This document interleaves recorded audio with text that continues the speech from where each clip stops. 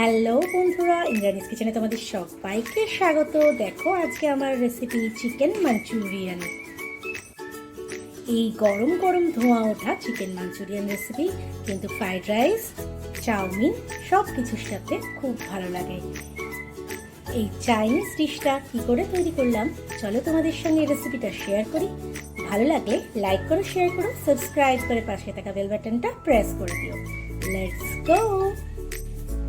Chicken Manchurian করতে দেখো বন্ধুরা, প্রথমেই আমি চিকেনগুলোকে এরকম পিস পিস করে কেটে নিয়েছি, লম্বা লম্বা স্ট্রিপস করে কেটে নিয়েছি। আচ্ছা, এর মধ্যে আমি এই 2 টেবিল চামচ মতো অ্যারারুট দিয়ে দেবো,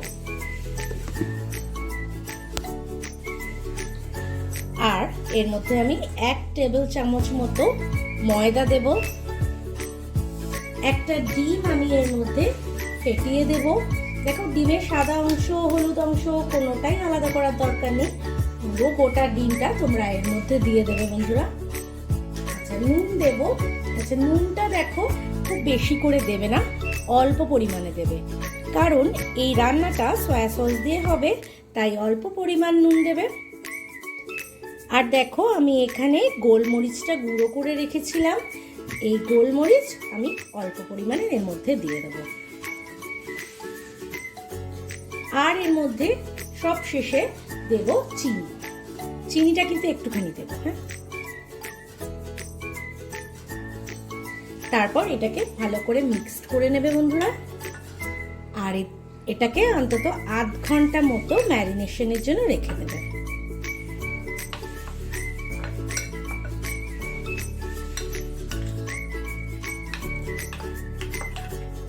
দেখেছো, ভালো করে মিক্স করে নিয়েছি, আর এটা থাকবে আধ ঘন্টা। আমি ওখানে চিকেনটা ম্যারিনেশনের জন্য রেখে দিয়েছি বন্ধুরা। এবার দেখো, আমি যে চিকেন মাঞ্চুরিয়ানের সসটা রেডি করে নেব। এখানে আমি 1 কাপ মতো জল নিয়ে নিয়েছি, 3 টেবিল চামচ মতো দেখো আমি এখানে সয়া সস নিয়ে নেব। আমি বলেছি প্রথমেই সয়া সসটা বেশি যাবে, তাই নুনটা একটু অল্প করে।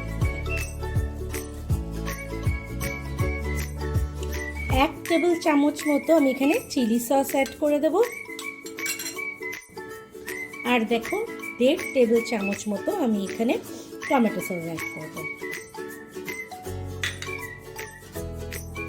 আর দেখো, আমি এখানে কর্নফ্লাওয়ার নিয়ে নিয়েছি, এটা আমি 2 টেবিল চামচ মতো অ্যাড করে দেব। এই কর্নফ্লাওয়ার থেকে দেওয়াতে না তোমার সসটা যখন রান্না করবে তখন খুব ঘন হয়ে যাবে। আর চিকেন মাঞ্চুরিয়ান তো তোমরা খেয়েছো বন্ধুরা, সসের মধ্যে একদম চিকেনগুলো বেশ সুন্দর দেখতে লাগে। তো আমাদের এটা একদম রেডি হয়ে গেছে, আর এর মধ্যে আমি অল্প জাস্ট 1 পিঞ্চ মতো নুন দিয়ে দিয়েছি।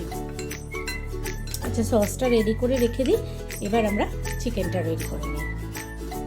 চিকেনের ম্যারিনেশন করা তো তোমাদের আগেই দেখিয়েছিলাম বন্ধুরা।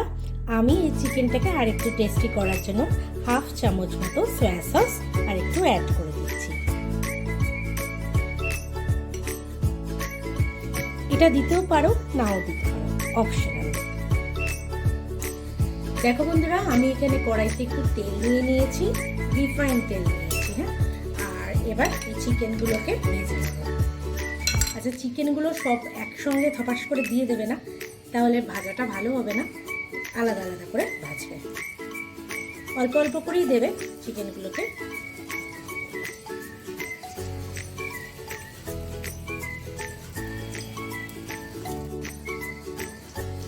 দেখেছো বন্ধুরা, আমি এখানে কড়াইতে চিকেনগুলোকে দিয়ে দিয়েছি, পুরো একদম ভর্তি করে দিইনি, কিন্তু একটু স্পেস থাকবে সেইরকমভাবেই দিয়েছি, তাতে এগুলো লেগে যাবে।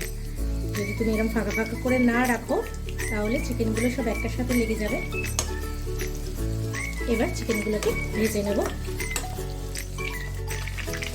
আমি চিকেনগুলোকে যেমন সাইজ করে কেটেছি বন্ধুরা, তোমরা এরমভাবে কাটতে পারো, আবার এগুলোকে বড়ও করতে পারো, কিন্তু আমি একটু ছোট করেছি, কারণ এর মধ্যে যেহেতু ওই কর্নফ্লাওয়ার ময়দা এগুলো গেছে না, ওর জন্য একটুখানি বড় সাইজ হয়ে যায় আস্তে আস্তে। দেখেছো কেমন বড় বড় হয়ে যাচ্ছে ভাজার সাথে সাথে, এই জন্য এরকম সাইজ করে আমি কেটেছি। দেখো বন্ধুরা, এক ব্যাগ চিকেন আমার এখানে ভাজা হয়ে গেছে। আচ্ছা, এটা অবশ্যই কম আছে ভাজতে, আর এরকম লাল লাল করে ভেজে নেব। আমি এবার চিকেনগুলোকে তুলে নিচ্ছি। এবার আমি আবার এই তেলের মধ্যে সেকেন্ড ব্যাচ চিকেনগুলো দিয়ে দিলাম। এবারে কিন্তু আমি পুরো চিকেনটাই দিয়ে দেবো।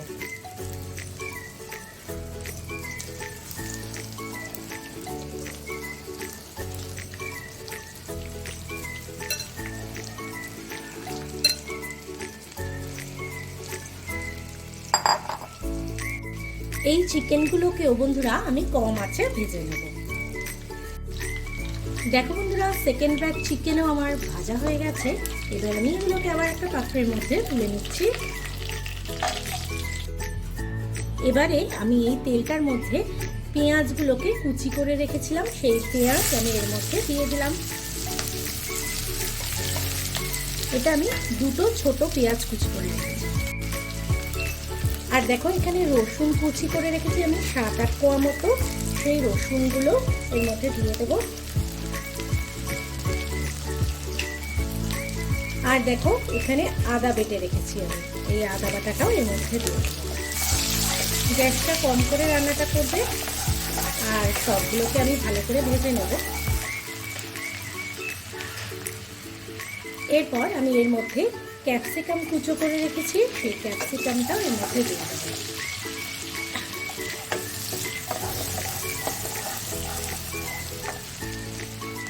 এগুলো একটু হালকা ভেজে নিলাম। আমি পেঁয়াজ শাক এর মধ্যে দিয়ে দিলাম। আমার কাছে পেঁয়াজ শাক ছিল, সেই পেঁয়াজ শাকটা এর সঙ্গে মিক্স করে দিতে হবে। এবার সব নিয়ে একটু করে ভালো করে নেড়ে ছেড়ে এটাকে ভেজে নিতে হবে। তোমরা দেখতে পাচ্ছ এই সমস্ত ভেজিটেবলসগুলো আমার ভাজা হয়ে গেছে। আদা, পেঁয়াজ, রসুন যা যা দিয়েছিলাম সব কিছু। এবার দেখো, আমি যে সসটা রেডি করে রেখেছিলাম এই সসটা এর মধ্যে দিয়ে দেবো।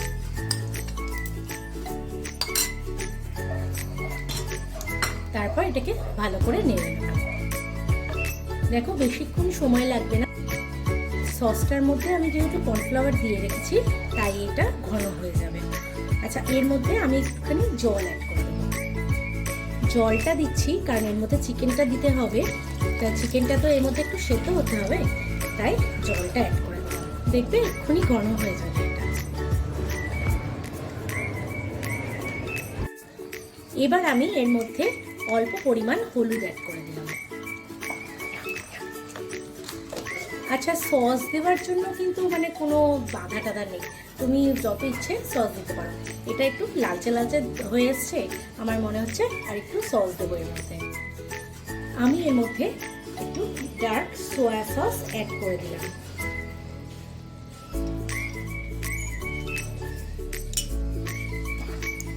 তারপর আবার একটু নাড়িয়ে দিই এটাকে। এইবার সসটা আমার অনেকটা রেডি হয়ে গেছে। এর মধ্যে সব চিকেনগুলোকে দিয়ে দেবো।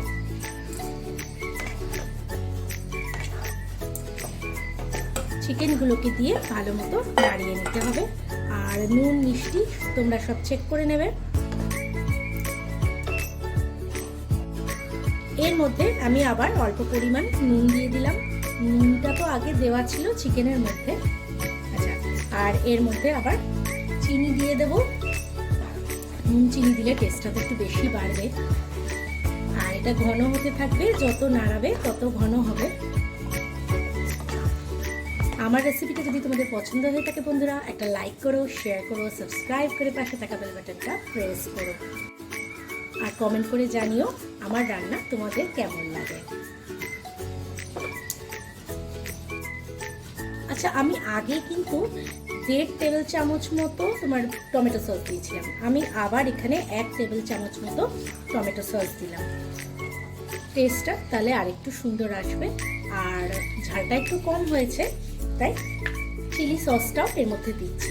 আচ্ছা, সস দেওয়ার কিন্তু কোনো বাধকতা নেই যে আমি তেলের মধ্যে সসটা দিলাম, নাহলে পরে আর দিতে পারবো না, সেরকম কিন্তু কোনো ব্যাপার নেই। তুমি রান্না করতে করতেও তোমার টেস্ট বাড়ানোর জন্য সসগুলো কিন্তু দিতে পারো। টেস্ট করে দেখবে, সেই অনুযায়ী তোমরা সসটা দেবে। এই যেমন ধরো ঝালটা আর এখানে আমার কম লাগছে, তাই আমি চিলি সস দিলাম। টেস্টটা একটু কম লাগছিল, তাই আমি টমেটো সস দিয়ে দিলাম। এইভাবে রান্নাটা তোমরা করতে পারো। রান্নাটা কিন্তু ভীষণ টেস্টি হয় বন্ধুরা, করে দেখবে তোমাদের খুব ভালো লাগবে। রান্নাটা আমার অনেকটাই হয়ে এসছে বন্ধুরা। আমি এবার এর ওপর দিয়ে পেঁয়াজ শাক অ্যাড করে দিলাম। আগে তো পেঁয়াজ শাক দিয়েছিলাম, এখন আবার অল্প একটু পেঁয়াজ শাক নিয়ে দিয়ে দিলাম। এই পেঁয়াজ শাক কিন্তু এই মাঞ্চুরিয়ান রান্নার টেস্টটা একদম বদলে দেয়, খুব সুন্দর লাগে কিন্তু এই পেঁয়াজ শাকটা দিলে। আচ্ছা, পেঁয়াজ শাকটা দিয়ে একটু নাড়াচাড়া করে দেবো। আর দেখছো সসটা কেমন ঘন ঘন হয়ে এসছে। এবার এটাকে সামান্য একটু গরম মশলা দিয়ে অফ করে দেবো গ্যাসটা। দেখো ওপর থেকে আমি অল্প করে গরম মশলা ছড়িয়ে দিলাম, গ্যাসটা অফ করে দিয়েছি, একটু নেড়ে চেড়ে দিলাম। একদম রান্নাটা আমাদের রেডি হয়ে গেছে বন্ধুরা। রান্নাটা যদি ভালো লেগে থাকে তাহলে একটা লাইক করো, শেয়ার করো, সাবস্ক্রাইব করে পাশে থাকা বেল বাটনটা প্রেস করে দিও। ফিরে আসছি আবার আর একটা নতুন ভিডিও নিয়ে। Bye bye.